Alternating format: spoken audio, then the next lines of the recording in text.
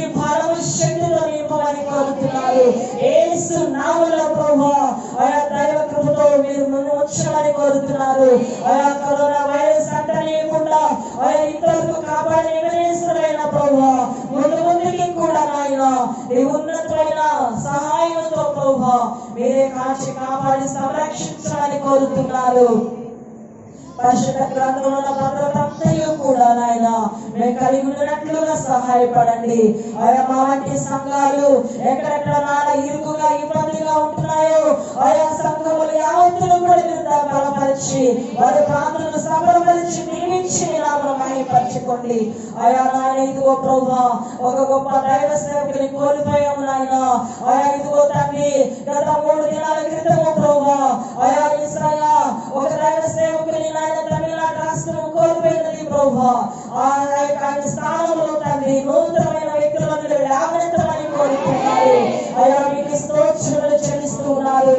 యేసు రాజా నీతిమంతులు త్వరగా కోల్పోబడతారని నీ లేఖనం తెలియజేస్తుంది ప్రభువా. దైవ సేవకులు నాయన అయ్యా నాని సన్నిధికి వచ్చేస్తున్నారు ప్రభువా. నాని లోకము నాయన ప్రభువా అయ్యా ఎలాంటి పరిస్థితికి పరుగులు తీస్తుందో అయ్యా నాయనే గ్రహించి స్తుతించి గలపరిచి నాయన హత్తుకొని జీవించే దైవత్వములతో మమ్మల్ని బలపరచాలని కోరుతున్నాను. దీవించండి, ఆశీర్వదించండి. ప్రతి చిన్న బిడ్డను వర్ధిల్లచేయమని కోరుతున్నాను ప్రభువా. మీకు స్తోత్రములు వందనాలు చెల్లిస్తున్నాను. మా మధ్యలో నాయన నీవు ఇచ్చినటువంటి ఆయా మరొక నూతన బిడ్డ నాయన ఆయా నాయన స్వాతి కిషోర్ని ప్రేమించి ఇచ్చినటువంటి ఆయా 2వ బిడ్డగా నాయన ఆయా శ్రేష్ఠాలు బట్టి స్తోత్రాలు. నూతనమైన నాయన సంఘములు నూతనంగా చేర్చబడిన ఆయన చిన్నారి ఆత్మ బట్టి స్తోత్రములు. ఆ పాపను కూడా దీవించి ఆశీర్వదించి నీ కృపతో వర్ధిల్లచేయమని కోరుతున్నాను. తండ్రి కుమార పరిశుద్ధాత్మకు ఏకనామములో ప్రార్థించి నాయన ఈ సమయమందు మీరు మాతో మాట్లాడి నీ నామము ద్వారా ఆయన బలపరచమని యేసుక్రీస్తు గారి నామములో ప్రార్థించి వేడుకుంటూ వాక్య ధ్యానాలకు వెళ్తున్నాము తండ్రి. ఆమేన్. అందరం గట్టిగా చెప్దాం ఆమేన్.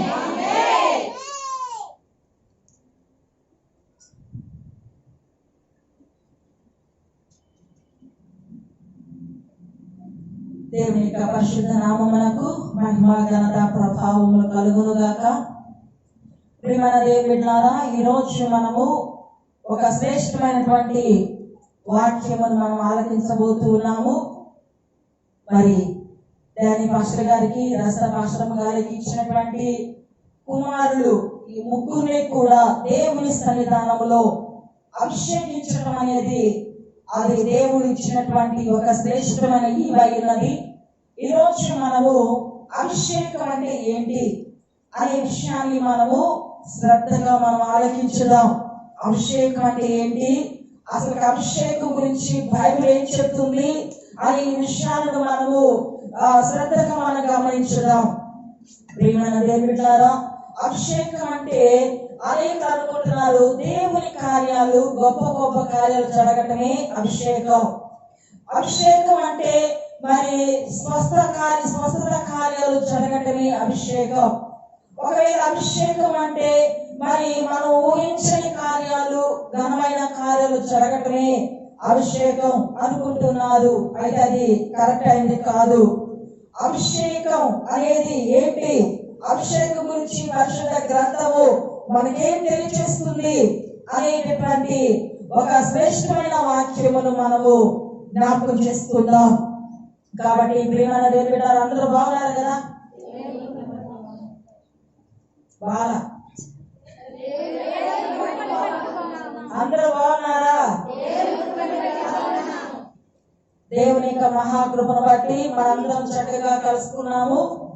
మరి 10 గంటలకి కాదు మన ఆరాధన, 9 గంటలకు. మన ఆరాధన ఎన్ని గంటలకు? ఒకవేళ లాక్డౌన్ లో ఏమైనా లాక్ అయిపోయిందేమో మైండ్. ఆరాధన ఎన్ని గంటలకి? 9 గంటలకి. ఈ యొక్క కరోనా వైరస్ ఉన్నంత సేపు మందిరాలు తెలిసి పనులు సాడే ఉంటామన్నారు. ఇప్పుడు తెరబెట్టడం మళ్ళా యథాప్రకారంగా అలా ఉండద్దు. మందిరాలు ఎప్పుడు తెరబడతాయి, ఎప్పుడు మూయబడతాయో, వాక్యము కూడా లేని కరువు కాలము రాబోతుంది. అట్టి కాలంలో నీవు నేను ఈ లోకంలో ఉండనే కూడదు. కాబట్టి దేవుని సన్నిధానములో అందరూ కూడా ఈ విషయాన్ని మరొకసారి మరి మీరు వినకూడదు. నేను ఆలస్యంగా వచ్చాననే మాటలు వినకూడదు. మరి అందరూ కూడా ప్రభు సన్నిధికి పలుకులు ఇవ్వాల్సిందిగా దేవుని పేరిట మనం చేస్తున్నాం. అయితే ప్రియమైన దేవుని బిడ్డలారా, అభిషేకం అనేటటువంటి మాటలు మనము చక్కగా గమనించాలి. మరి ఇస్సాకు కుమారుడైనటువంటి యాకోబు తన అన్నయ్యని ఏశావును మోసం చేసి తన తండ్రి ఇంటి నుండి వెళ్ళిపోతూ ఉన్నప్పుడు, ఆయన ఒక మార్గంలో వెళ్ళినప్పుడు చీకటి పడటం వలన అక్కడ ఉన్నటువంటి రాళ్ళలో ఒక రాయిని తీసుకొని తలగడగా చేసుకొని పండుకున్నాడు. పండుకున్నప్పుడు అక్కడ ఆయనతో ఒక గొప్ప దర్శనం ఆయన చూస్తూ ఉన్నాడు. ఆ దర్శనంలో ఆకాశమునకు భూమికి మధ్యలో ఒక ఎత్తైన నిచ్చెన ఉన్నది. ఆ నిచ్చెన మీద దేవతలు ఎక్కుతూ దిగుతూ ఉన్నారు. ఆ నిచ్చెనకి పై భాగమున దేవుడున్నాడు. ఆ దేవుడు యాకోబుతో మాట్లాడాడు. వెంటనే యాకోబు ఆ యొక్క దర్శనాన్ని చూసి వెంటనే లేచి భయపడి ఈ స్థలంలో దేవుడున్నాడని గ్రహించి తన తలగడగా చేసుకున్నటువంటి ఆ రాయిని తీసి అక్కడ పాతి దాని మీద నూనె పోసినట్లుగా దేవుని వాక్యం తెలియజేస్తుంది. ఎక్కడైతే ఆ యొక్క యాకోబు గారు ఆ యొక్క రాయిను పాతి ఆ యొక్క మార్గములో ఆ రాత్రి వేళ తనతో మాట్లాడిన దేవాది దేవుని సన్నిధానములో ఈ యొక్క స్థలము మరి ఇది బేతేలు అనబడుతుందని చెప్పి అక్కడ ఆ యొక్క రాయిని పాతి ఏం చేశాడు? ఆ రాయి మీద ఏం చేశాడు? నూనె పోసాడు. నూనె పోసి మరి అక్కడ దేవుడితో కొన్ని మొక్కుబడులను చేసుకున్న విషయం మనకు తెలుసు.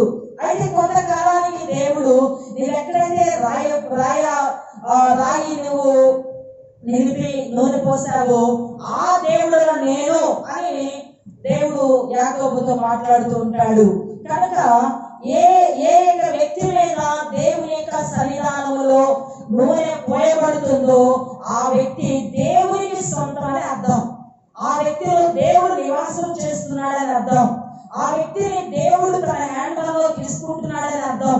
కాబట్టి ప్రియమైన దేవుని బిడ్డలారా, ఆయన యాకోబు ఆ రాయి మీద అభిషేకమును పోయటం వలన ఆ యొక్క స్థలాన్ని దేవుడు అధికముగా ఆశీర్వదించి దీవించినట్లుగా తనకి బాధ కలిగినప్పుడు శోధనలు కలిగినప్పుడు దేవుడు మనలా ఆ స్థలాన్ని జ్ఞాపకం చేసి మాట్లాడినట్లుగా మనము దేవుని వాక్యములో మనం చూడగలం.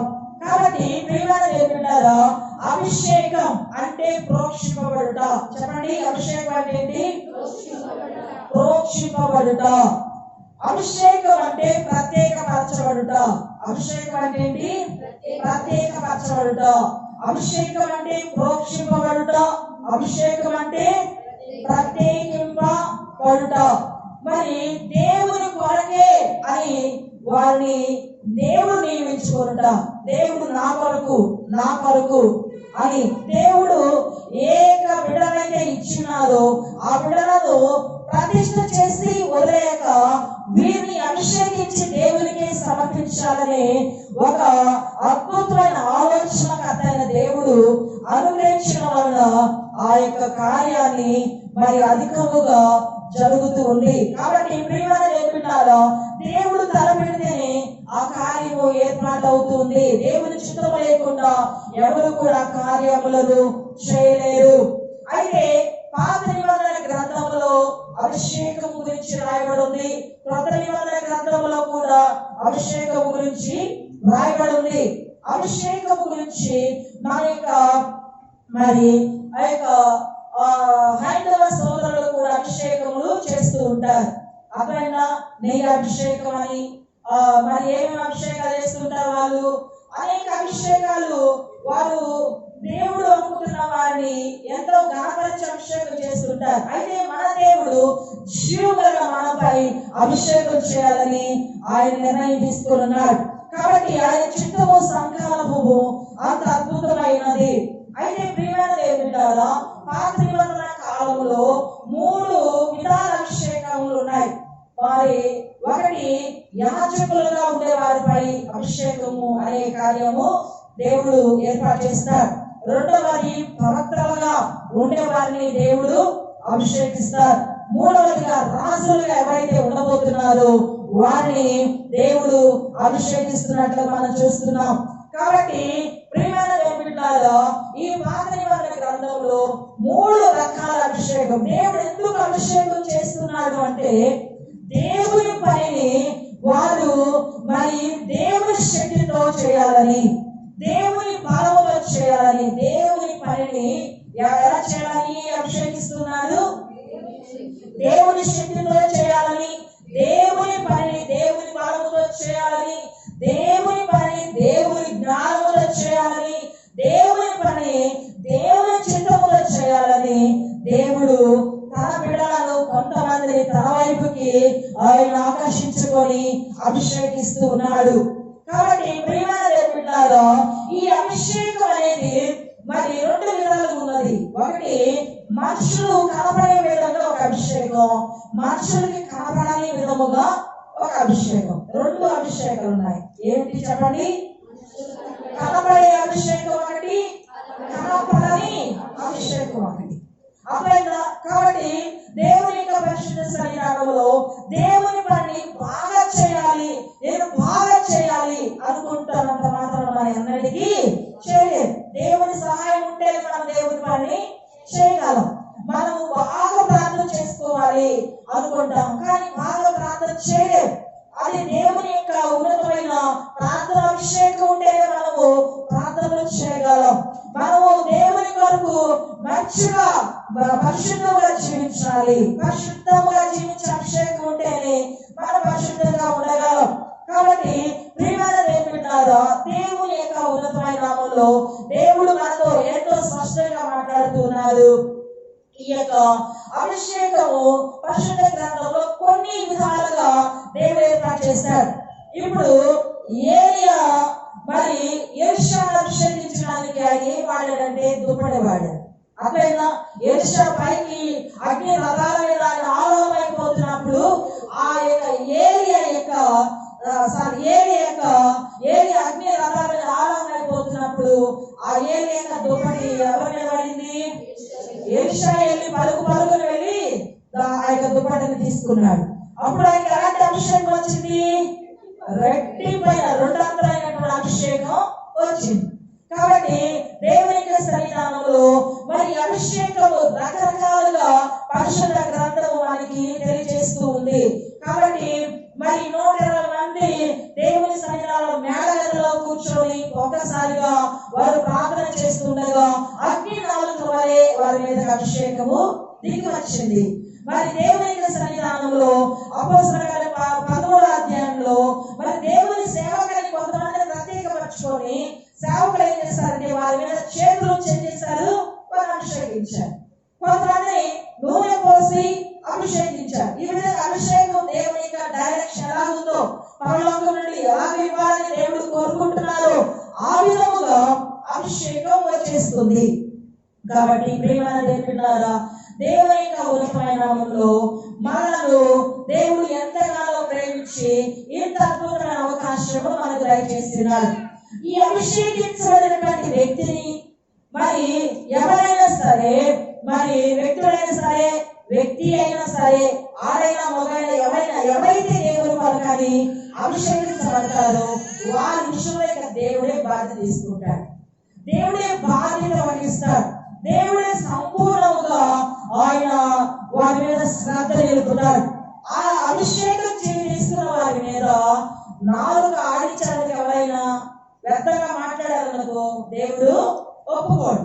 దేవునికి చాలా కోపంగా చేస్తూ ఉంటుంది.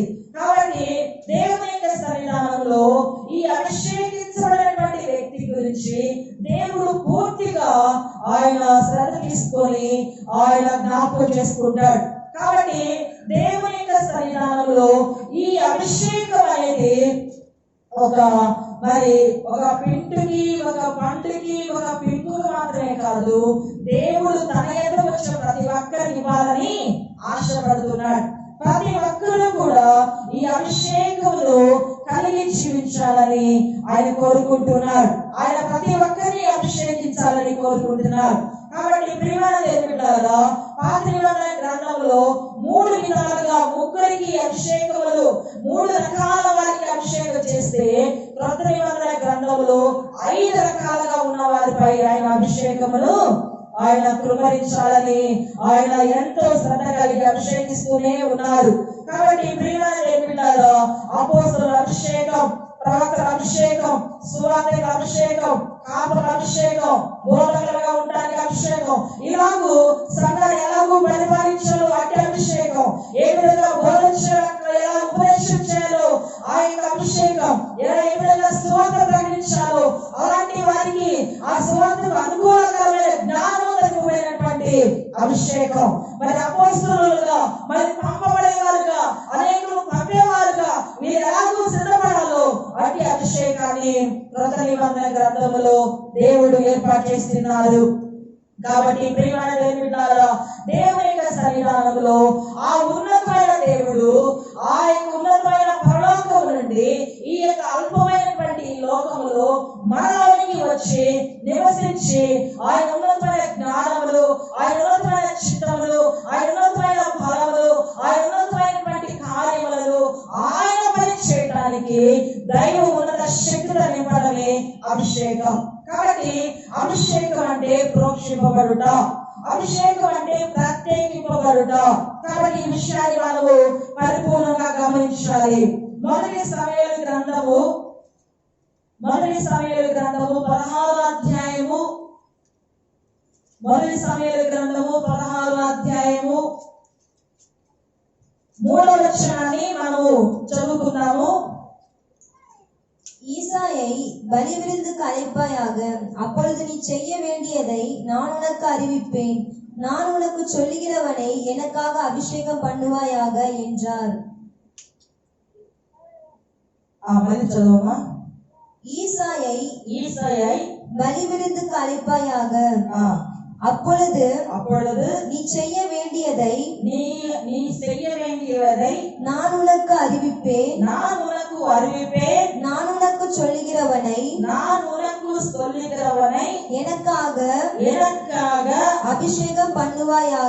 అభిషేకం பண்ணுவாயாக என்றார். చూడండి, ఇక్కడ దేవుడైనటువంటి యెహోవా దేవుడు ఇక్కడ సమూయేలు ప్రవక్తతో ఏమని చెప్తున్నాడంటే, సమూయేలు, నేను నీకు ఎవరినైతే చూపిస్తానో, నేను ఎవరినైతే నీకు తెలియజేస్తానో వారిని నా కొరకు అభిషేకించు. ఎవరి కొరకు అభిషేకించమంటున్నాడు? దేవుని కొరకు, నా కొరకు అభిషేకించు. కానీ తెలుగులో మాట కనిపించట్లేదు, అర్థమైందా? అయితే ఇంగ్లీష్ లో ఉంది మళ్ళా మాట, అర్థమైందా? కాబట్టి దేవుని కొరకు అభిషేకం, అర్థమైందా? కాబట్టి దేవుని సన్నిధానంలో దేవుని కొరకు అయినటువంటి అభిషేకం. దావీదు ఎవరి కొరకు అభిషేకించబడుతున్నాడు? దేవుని కొరకు, దేవుని కార్యములు జరిగించడం కొరకు. అయితే ప్రియమైన వాళ్ళారా, సౌలు దేని కొరకు అభిషేకించబడ్డాడు చూద్దామా? సౌలు మొదటి సమూయేలు గ్రంథము 10వ అధ్యాయము 1వ వచనం చూద్దాం.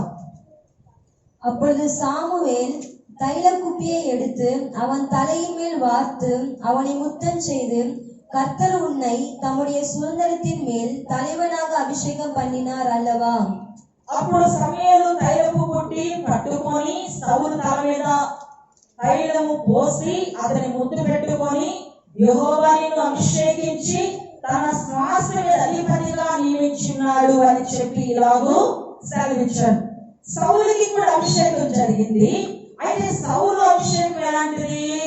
అధిపతిగా ఉండటం కదా, దేవుని పిల్లలపై ఎలా ఉండటానికి అధిపతి ఉండటం. కానీ దావీదు గారికి కూడా అభిషేకం ఎలాంటిది?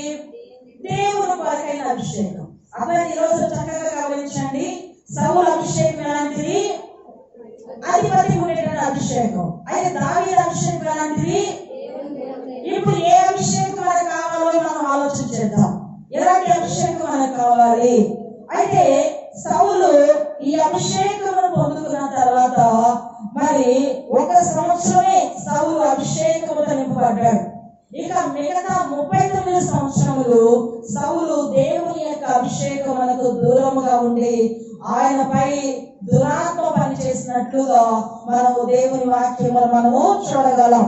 39 సంవత్సరాలు సౌలు అభిషేకం లేకుండానే దేవుని ప్రజల ఇస్రాయేలు మీద రాజుగా ఏలుబడి చేశాడు. ఈ లోకంలో దేవుని విడవైన మనము అభిషేకం లేకుండా ప్రార్థన చేయలేం. అభిషేకం లేకుండా దేవుని కార్యాలు మనము పూర్తి చేయలేం. అభిషేకం లేకుండా జ్ఞానంతో నడవలేం.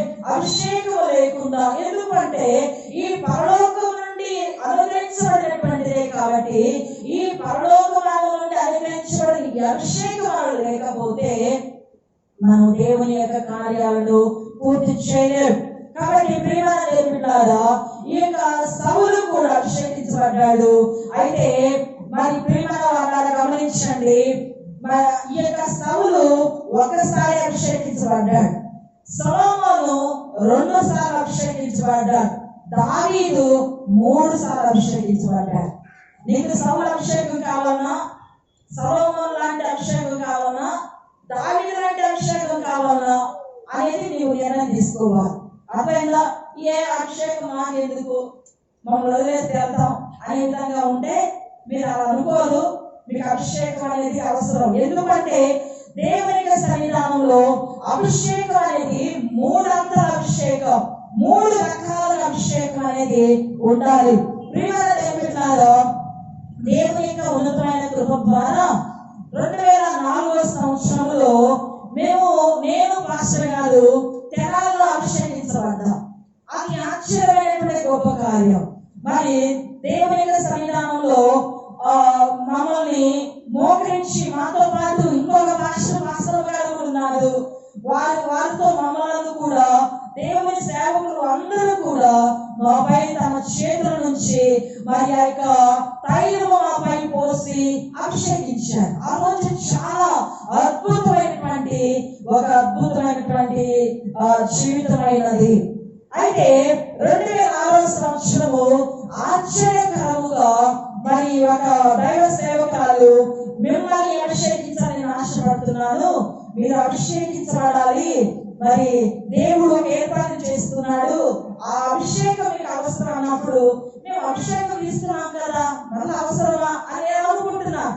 కానీ దేవుని సన్నిధానంలో నేను మీకు కాలు రెడీ చేస్తాను, మీరు వెళ్ళడానికి యావత్తు రెడీ చేస్తాను, మీరు రెడీ అవ్వండి అని చెప్పి అన్నప్పుడు వెంటనే మేము రెడీ అయ్యి అభిషేకించబడటానికి సిద్ధపడి ఎంతో ఉపవాసం ఉండి ప్రార్థన చేసుకొని మేము అక్కడికి వెళ్ళినప్పుడు పూర్తిగా ఈ యొక్క జీవితం అంతా కూడా దేవునికి సమర్పించినటువంటి ఒక పూర్తి వృద్ధులైన ఇంటర్నేషనల్ స్పీకర్ అయిన గొప్ప సేవకుడు ఏ రోజు నేను చూడలేదు.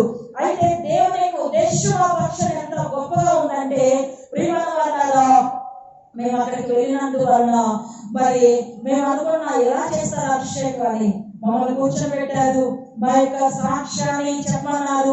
మా సాక్ష్యాన్ని చెప్పినప్పుడు మీరు అభిషేకంలో అర్హులని దేవుడు తెలియజేస్తున్నారని మాకు మంచిగా వారు మమ్మల్ని ఎంతో సంతోషంగా దేవుని నామములో మమ్మల్ని ఉంచి ప్రార్థించి స్తుతించారు. మాకు కోటించారు. అక్కడ వారి ముందు మోకరింపచేసి ఆ యొక్క వృద్ధుడైనటువంటి అతని చేత మాకు అభిషేకం చేయబడింది. మాకు అభిషేకం చేయబడిన 3 నెలలు చనిపోయాడు. అంటే దేవుని యొక్క ఆ యొక్క పరుగు, ఆ యొక్క తొందర మా పక్షాన ఎంత ఉద్దేశించి నడిపించాడో అది నా జీవితంలో నేను మరవలేని ఆ యొక్క అద్భుతమైన సందర్భం. దేవుని స్తుతించేటటువంటి అద్భుతమైన కృప. కాబట్టి ప్రియమైన దేవులారా, దేవుని యొక్క ఉన్నతమైన నామములో దేవుని పని చేయాలి అన్నా, దేవుని కార్యాలు మనము తలపెట్టాలన్నా కూడా మనకి ఏది అవసరమైనది? దేవుని యొక్క ఉన్నతమైన అభిషేకం. కాబట్టి దేవుని యొక్క ఉన్నతమైన పాద సన్నిధానంలో అట్టి అభిషేకంతో దేవుడు మమ్మలను నింపి ఇదిగో మీ ముందు సాక్షులుగా నిలబెట్టి ఉన్నారు. కాబట్టి అద్భుతమైనటువంటి దేవుడు మనలను అభిషేకించడానికి ఆయన ఇష్టపడుతున్నాడు. ఈ సంఘం అభిషేకం విరోధము కాదు, పిల్లలను ప్రతిష్ఠించడం విరోధము కాదు. ఎవరైనా సరే దేవునికి సొంతం అవ్వాలి, దేవుని యొక్క సన్నిధానంలో ప్రత్యేకించబడాలి, ఈ లోకం నుండి ప్రత్యేకించబడాలని ఒక గొప్ప ఉద్దేశంతో మరి ఈ కార్యక్రమాలను ప్రభు మన ద్వారా జరిగిస్తూ ఉన్నారు.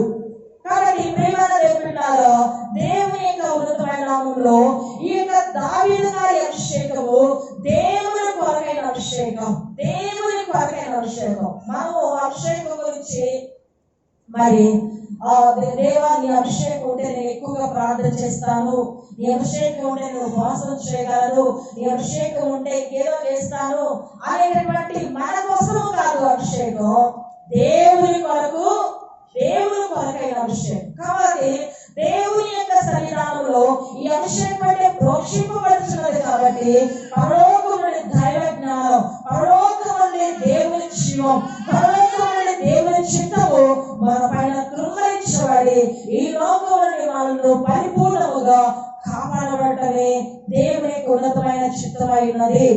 కాబట్టి ప్రియమైన దేవులారా, దేవుని యొక్క సన్నిధానంలో నీ అభిషేకం దేవుని కొరకైనదా? కాబట్టి ఈ విషయాన్ని పరిపూర్ణంగా గమనించాలి. మీరు శిష్యులుగా మరి సిద్ధపడి మరి చక్కగా తీర్మానం చేసుకొని నిలబడ్డారు. అక్కడ నుంచి మీ అడుగు ముందుకు రాగలిగిందా? అభిషేకంలో మీరు ఎదిగే విధముగా ఉన్నారా? కాబట్టి ఈ అభిషేకం అనేది నూతనముగా ఏమవ్వాలి? అద్భుతమైన గొప్ప కార్యాలు మన జీవితంలో జరగాలి. అలా జరగని ఎడలో మన అభిషేకము ఎక్కడైతే మనం పొందుకున్నామో అక్కడే ఉండి అక్కడే మనం నశించిపోతాం. కాబట్టి దేవుని సన్నిధానంలో ఒక రేషన్ కార్డుని మళ్ళా కొత్తగా రాయించుకున్నట్లు, ఒక కరెంటు బిల్లుని మనము మళ్ళా ఆ యొక్క బుక్ అయిపోయిన మళ్ళా కొత్తగా రాయించుకున్నట్లు, ఒక కార్యక్రమాన్ని, ఒక రిజిస్ట్రేషన్ ని మళ్ళా రెన్యువల్ చేసుకున్నట్లుగా మన అభిషేకం అనేది చేసుకోవాలి, మళ్ళా కొత్తగా మనం మార్చుకోవాలి. కాబట్టి దేవుని యొక్క ఉన్నతమైన నామములో మరి ఈ యొక్క దేవుని కొరకైన అభిషేకము మరి ఈ యొక్క దావీదుకి అనుగ్రహించబడింది. ఈ రోజు మనము సౌలుని, దావీదుని, సొలొమోను గురించి మనం ఆలోచిస్తూ దేవుని మాటలను శ్రద్ధగా మనం గమనించుదాం. ప్రియమైన వారులారా, ఈ యొక్క అభిషేకము ఎప్పుడైతే ఆ దేవుని యొక్క మరి దాసులైనటువంటి దావీదు మీదకి వచ్చిందో దావీదు ఎంతో అత్యధికంగా ఆశ్రయించబడినట్టు మనం చూస్తున్నాం. మొదటి సమూయేలు గ్రంథము 16వ అధ్యాయము 18 వచనం చూడండి. అభిషేకించబడినప్పుడు ముందు 12-13 వచనం చూద్దాం. 12-13 వచనాలు. ஆள் அனுப்பி அவனை அழைப்பித்தான். அவன் சிவந்த மேனியும் அழகிய கண்களும் நல்ல ரூபமுள்ளவனுமாயிருந்தான். அப்பொழுது கர்த்தர், இவன்தான், நீ எழுந்து இவனை அபிஷேகம் பண்ணு என்றார். அப்பொழுது சாமுவேல் தைல கொம்பை எடுத்து அவனை அவன் சகோதரர் நடுவிலே அபிஷேகம் பண்ணினான். அந்நாள் முதற்கொண்டு கர்த்தருடைய ஆவியானவர் தாவீதின் மேல் வந்து இறங்கியிருந்தார். சாமுவேல் எழுந்து ராமாவுக்கு போய்விட்டான். అతడు వారిని పిలవనంపించి లోపలికి తోడుకొని వచ్చెను. అతడు ఎర్రని వాడును, చక్కని నేత్రములు గలవాడును, చూచుటకు సుందరమైన వాడునై ఉండెను. అతడు రాగానే, నేను కోరుకున్నవాడు ఇతడే, నీవు లేచి వాడిని అభిషేకించమని యెహోవా సెలవీయగా, సమూయేలు తైలపు కొమ్మును తీసి వాని సహోదరుల ఎదుట వానికి అభిషేకము చేశాను. నాట నుండి యెహోవాత్మ దావీదు మీదకి బలముగా వచ్చెను. అర్థమైందా? ఎప్పుడైతే మరి ఇక్కడ ఇంటిలో అభిషేకం జరుగుతుంది దావీదుకి, ఇంటిలో ఎవరి ముందు జరుగుతుంది? తన సహోదరుల ముందు. అక్కడ ఎవరి ముందు జరుగుతున్న అభిషేకం? నీ ఇంటి వారి నీకు శత్రువులు. ఎవరు మనకి శత్రువులు? మనం అనుకుంటాం ఎవరో మనకి శత్రువులు ఉన్నారు, ఏదో చేతబడి చేస్తారు, ఏదో అయింది, మనకేంటో కాళ్ళు నొప్పులు వస్తున్నాయి, మనకేంటో ఈ కాళ్ళ నొప్పి దగ్గర అంటుంది, ఎవరో మనకేదో చేశారు అనుకున్నాం. ఎవరో కాదు, మన ఇంట్లో వాడే మనం చేస్తుంటాడు. మన ఇంట్లో వాడే మనకి వ్యతిరేకం. మనం ఊహించని విధానంలో ఉన్నవాడే మనకు శత్రువు. నీ ఇంటి వాడు నీకు శత్రువు అని ఎవరు చెప్తున్నాడు? యేసయ్యే చెప్పాడు. కాబట్టి ఇప్పుడు ఎవరి ముందు అభిషేకించాడు దేవుడు? తన అన్నల ముందు. 7 గన్నల ముందు దావీదు ఏమయ్యాడు? అభిషేకించబడాలి. ఇంటిలో అభిషేకం. ఎప్పుడైతే అభిషేకించబడ్డాడో దావీదు మీదకి దేవుని ఆత్మ ఎలా వచ్చిందంట? అభిషేకించబడక ముందు రావచ్చుగా దేవుని ఆత్మ. ఎప్పుడైతే దేవునికి బిడ్డ అని ఎప్పుడైతే ప్రత్యేకించబడతారో అప్పుడు దేవుడు కార్యం చేస్తాడు. అవేనా దేవుడు వచ్చిన ముట్టవచ్చుగా, దేవుడు వచ్చిన రాగవచ్చుగా, దేవుడు వచ్చిన పిలుచుకోవచ్చుగా అంటే కుదరదు. దేవునికి అంటూ మనం ఏర్పాటు చేయాలి, దేవునికి అంటూ మనం ప్రత్యేకపరచాలి. ఆ విధముగా ఎప్పుడైతే ఏర్పాటు చేయబడిందో అప్పుడు దేవుని ఆత్మ మరి బలముగా దావీదు మీదకి వచ్చిందంట, బలముగా. అయితే దేవుడు ఎవరు వాడుకున్నాడు? సమూయేలు ప్రవక్తను వాడుకున్నాడు. అయితే ఎప్పుడైతే దావీదు మీదకి దేవుని ఆత్మ వచ్చిందో చూడండి ప్రియమైన వారారా, 14వ వచనంలో యెహోవా ఆత్మ సౌలును విడిచిపోయి యెహోవా యొద్ద నుండి దురాత్మ ఒకటి వచ్చి అతని విరపింపగా. ఇక్కడ ఏం జరుగుతుంది? దేవుని ఆత్మ ఒక వ్యక్తిలోకి వచ్చేసరికి ఇంకొక వ్యక్తిలోకి ఏమొచ్చింది? దురాత్మ వచ్చింది. అర్థమైందా? ఎందుకంటే సౌలుని ఒక్కసారి అభిషేకించబడ్డాడు సౌలు. ఆ అభిషేకాన్ని పూర్తిగా పాడు చేసుకున్నాడు. దేవుని చిత్త ప్రకారముగా సౌలు జీవించలేకపోయాడు. అందువలన ఎంతో భయంకరమైనటువంటి పరిస్థితిలో ఉండవలసిన వచ్చినటువంటి స్థితి వచ్చింది. కాబట్టి ప్రియమైన దేవుని బిడ్డలారా, దేవుడు మనతో ఎంతో స్పష్టంగా మాట్లాడుతున్నాడు. సౌలు దేవుని ఆత్మ లేనివాడుగా, దేవుని అభిషేకం లేనివాడుగా ఉండి మరి ఎంతో భయపడుతూ, ఫిలిష్తీయులకు భయపడుతూ మరి తను ఆ కర్ణపిశాస్త్రి కలిగినటువంటి స్త్రీ దగ్గరికి కూడా వెళ్ళినట్లుగా మనము చూస్తున్నాం. కాబట్టి ప్రియమైన దేవుని బిడ్డలారా, దేవుని ఆత్మ సౌలు విడిచిపోతుంది. మరి దురాత్మ అనేది అతని మీదకి వచ్చింది. అయితే దావీదు ఎప్పుడైతే అభిషేకించబడ్డాడో ఆయన కార్యాలు ఎలా జరుగుతున్నాయి చూడండి. 18వ వచనంలో చిత్తగించుము, బెత్లెహేమీయుడైన యెషయా యొక్క కుమారులలో ఒకరిని చూచితిని, అతడు చమత్కారముగా వాయింపగలడు, అతడు బహుశూరుడును, యుద్ధశాలియు, మాట నేర్పరియు, రూపశ్రీయుడై ఉన్నాడు, మరియు యెహోవా వానికి తోడుగా ఉన్నాడనగా. ఎప్పుడైతే అభిషేకం అనేది దావీదు మీద ఉన్నదో, దావీదుకి చేయబడినదో, దావీదు కార్యములు ఇప్పుడు రాజు గారి దగ్గర దాకా వెళ్ళిపోయాయి. దావీదు యొక్క మరి ఆ యొక్క చరిత్ర రాజు గారికి తెలియచేయబడుతుంది. అతడు మరి యెషయా కుమారుడని, అతడు చమత్కారముగా వాయింపగలడని, అతడు బహుశూరుడని, యుద్ధశాలియు, మాట నేర్పరియు, రూపసేనాడని. కనుక దేవుని ఆత్మ ఎవరైతే ఉంటుందో వారిని దేవుడు నెక్స్ట్ స్టెప్ లోనికి తీసుకొని పోతాడు. కాబట్టి దేవుని ఆత్మ చేత దేవుడు మరి ఎంతగానో అభిషేకించి ఆయన నడిపించాలని ఆయన ఇష్టపడుతున్నాడు. కాబట్టి ప్రియమైన దేవుని బిడ్డలారా, మరి అభిషేకించబడినటువంటి దావీదులో ఒక అద్భుతమైన మార్పు, తన జీవితం ఊహించని మార్పు, రాజుగారి దగ్గర నుంచి ఒక ఆహ్వానం వచ్చేటటువంటి ఒక అద్భుతమైన మార్పు. ఏ విధముగా ఆయనకి ఆ యొక్క అద్భుతమైనటువంటి ఆ యొక్క మార్పు తన జీవితంలో ఇదంతా చేస్తుంది ఎవరు? దేవాది దేవుడైనాడు. అయితే ప్రియమైన వాళ్ళారా, దేవుడు అద్భుతముగా మరి జ్ఞాపకం చేసుకున్నాడు. అయితే సౌలు కూడా ఈ యొక్క అభిషేకించబడిన తర్వాత సౌలు కూడా ఒక మార్పు వచ్చింది. సమూయేలు గ్రంథం, మొదటి సమూయేలు గ్రంథం 10వ అధ్యాయము 6వ వచనాన్ని మనం చదివితే, அப்பொழுது கர்த்தருடைய ஆவி உன்மேல் இறங்குவார், நீ அவர்களோடு கூட தீர்க்கதரிசனம் சொல்லி வேறு மனுஷனாவாய். 9వ వచనం, அவன் சாமுவேலை விட்டு போகும்படி திரும்பின போது தேவன் அவனுக்கு வேற இருதயத்தை கொடுத்தார். அந்த அடையாளங்கள் எல்லாம் அன்றைய தினமே நேரிட்டது. అతడు సమూయేలు వద్ద నుండి వెళ్ళిపోవటకే తిరుగుగా దేవుడు అతనికి క్రొత్త మనసు అనుగ్రహించెను. ఆ దినముననే ఆ సూచనలు కనబడదు. దేవుని అభిషేకం పొందినటువంటి సౌలుకు ఏం జరిగింది? క్రొత్త మనసు వచ్చింది. కాబట్టి ప్రియమైన దేవుని బిడ్డలారా, అభిషేకము కలిగినటువంటి దావీదులో ఒక అద్భుతమైన మార్పు జరిగినట్లుగా దేవుని వాక్యం మనకి తెలియజేస్తుంది. మొదటి సమూయేలు గ్రంథము 17వ అధ్యాయము ఈ మొట్టమొదటి అభిషేకం పొందినటువంటి దావీదు జీవితంలో జరిగే కార్యాలను మనం చూస్తూ ఉన్నాము. మొదటి సమూయేలు గ్రంథము 17వ అధ్యాయము 14వ వచనాన్ని మనం చదువుకుందాం. 34వ వచనం. தாவீது சவுலை பார்த்து, உம்முடைய அடியான் என் தகப்பனுடைய ஆடுகளை மேய்த்துக் கொண்டிருக்கிற போது ஒரு விசை ஒரு சிங்கமும் ஒரு விசை ஒரு கரடியும் வந்து மந்தையில் இருக்கிற ஒரு ஆட்டை பிடித்துக் கொண்டது. நான் அதை தொடர்ந்து போய் அதை அடித்து அதை அதன் வாய்க்கு தப்பிவிட்டேன். அது என் மேல் பாய்ந்த போது நான் அதன் தாடியை பிடித்து அதை அடித்து கொன்று போட்டேன். ఎవరి మీదైతే దేవుని ఆత్మ అభిషేకం ఉంటుందో వారికి వ్యతిరేకముగా గర్జించే సింహం అనేటటువంటి విరోధి సాతానుడు ఎప్పుడు కూడా ఏం చేస్తాడు?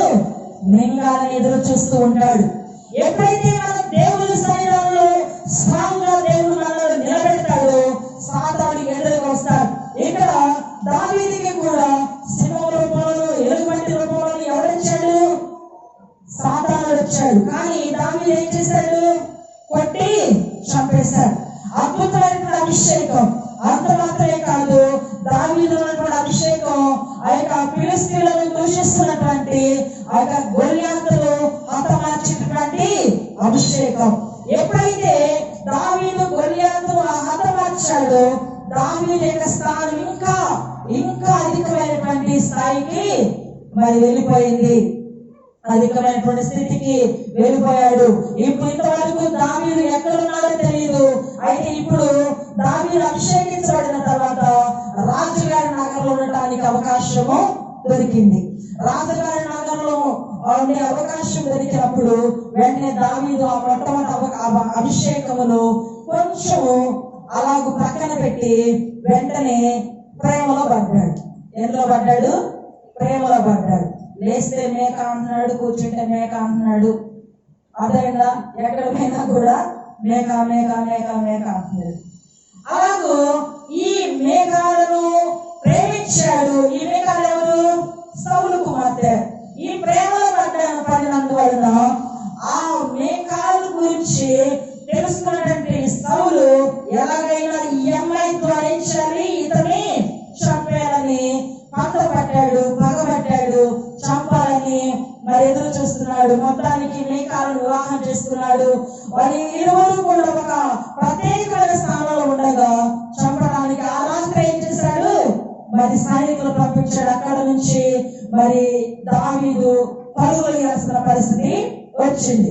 కనుక ప్రేమను ఏమిటారో మరి దుష్టులైన సాతానుడు మన అభిషేకమును పాడు చేయడానికి వాళ్ళు రకరకాల ప్రయత్నాలు చేస్తారు. కనుక ఈవిడకు అభిషేకించి ఈవిడ వదిలేస్తే సరిపోదు. అభిషేకములకు అనుకూలకరమైన మరి బోధనలు, విద్యలను, ప్రార్థనలు, దైవశక్తులను వారిని అధికముగా పెంచితే దేవుడు వారిని అధికముగా ఉపయోగించుకొని ఆయన పరిశుద్ధ నామాన్ని మహిమపరచగలరు. కాబట్టి దేవుడు మనతో ఎంతో స్పష్టముగా మాట్లాడుతూ ఉన్నారు. ప్రియమైన వాళ్ళలో అద్భుతమైనటువంటి మాటలు దేవుడు మనకు తెలియజేస్తున్నాడు. మరి మొదటి సమూయేలు గ్రంథం 22వ అధ్యాయం 2వ వచనం చూస్తే, మొదటి సమూయేలు గ్రంథము 22వ అధ్యాయము 2వ వచనం. ஒடுக்கப்பட்டவர்கள், கடன்பட்டவர்கள், முறுமுறுக்கிறவர்கள் யாவரும் அவனோட கூடிக்கொண்டார்கள். அவன் அவர்களுக்கு தலைவனானான். இந்த பிரகாரமாக ఏరకురియ 400 பேர் அவனோடு இருந்தார்கள். ఎప్పుడైతే మేఘా వెంట వెళ్ళాడో అతని స్థితి ఇప్పుడు రాజుగారి నగరంలో ఉండకుండా అతడు మరి ఒక దూర ప్రాంతంలో ఉండవలసి వచ్చింది. అతని దగ్గరికి ఎవరెవరు వచ్చారు? మరియు ఇబ్బంది గల వారందరూ, అప్పులు చేసుకున్న వారందరూ, అసమాధానము నుండి వారందరూ అతని ఎంత కూడుకొనగా అతడు వారికి అధిపతి ఆయను. అతని ఎంతకు ఎక్కువ తక్కువ 400 మంది వచ్చిండది. ముందే దావీదు బాధలో వేదలో ఉన్న దావీదు దగ్గరకు ఇలాంటి వ్యక్తులు వచ్చినట్లు మనం చూస్తున్నాం. 21వ అధ్యాయం 11వ వచనం. அவர்கள் கண்களுக்கு முன்பாக தன் முக நாடியை வேறுபடுத்தி அவர்களிடத்தில் பித்தம் கொண்டவன் போல காண்பித்து வாசல் கதவுகளிலே கீறிக் கொண்டிருந்து தன் வாயிலிருந்து நுரையை தன் தாடியிலே இளப்பண்ணி கொண்டிருந்தார். దావీదు వెర్రివాడవై నటించేవాడుగా ఆకీషు రాజు ఎదుట అలాంటి పరిస్థితులు ఉన్నట్లుగా మనం చూస్తున్నాం. ప్రియమైన దేవుని బిడ్డలారా, దేవుని యొక్క సన్నిధానంలో అభిషేకించబడిన మనలను అనేక రీతులుగా దుష్టుడు తరుముకొని వస్తాడు. వాడి యొక్క అగ్ని బాణం నుండి తప్పించబడటంలో మనం ఎంతైనా కూడా దేవుని సన్నిధానంలో మనం శ్రద్ధ కలిగి ప్రార్థించే వారముగా, మన అధికముగా దేవుని యందు భయభక్తులు కలిగిన వారముగా మనం జీవించాలని దేవుని వాక్యము మనకి స్పష్టంగా తెలియజేస్తుంది. కనుక మొదటిగా దావీదు తన సహోదరుల ముందు అభిషేకించబడ్డాడు. అతని జీవితంలో గొప్ప మార్పు కలిగింది, గొప్ప ఆశీర్వాదకరమైన కార్యాలు జరిగాయి. దేవుని చిత్త ప్రకారం ఉండాలని ఒక అద్భుతమైన కార్యములు దేవుడు చేశారు. రెండవదిగా మనం చూస్తే 2వ సమూయేలు గ్రంథం 2వ అధ్యాయము 4వ వచనం. 2వ సమూయేలు గ్రంథము 2వ అధ్యాయము 4వ వచనం. அப்பொழுது யூதாவின் மனுஷர் வந்து தாவீதை யூதா வம்சத்தாரின் மேல் ராஜாவாக அபிஷேகம் பண்ணினார்கள். கிலெயாத் தேசத்து யாபேசின் மனுஷர் சவுலை அடக்கம் பண்ணினவர்கள். అంతటా యూదా వారు అక్కడికి వచ్చి యూదా వారి మీద రాజుగా దావీదునకు పట్టాభిషేకము చేస్తారు. రెండవసారి అభిషేకం ఎలా ఉంది? యూదా వారి మీద మరి దావీదు ఏం చేశారు? రాజుగా పట్టాభిషేకం చేస్తారు. యూదా వారి మీద మొత్తం 12 గోత్రాలు. 12 గోత్రాల్లో ఒక్క గోత్రం మీద మాత్రం రాజుగా ఉండడానికి అవకాశం వచ్చింది. ఒక్క గోత్రం మీద రాజు ఉండడానికి అవకాశం వచ్చినప్పుడు మరి దావీదు ఆ యొక్క అవకాశమును దేవుడు దావీదుకి అనుగ్రహించి మరి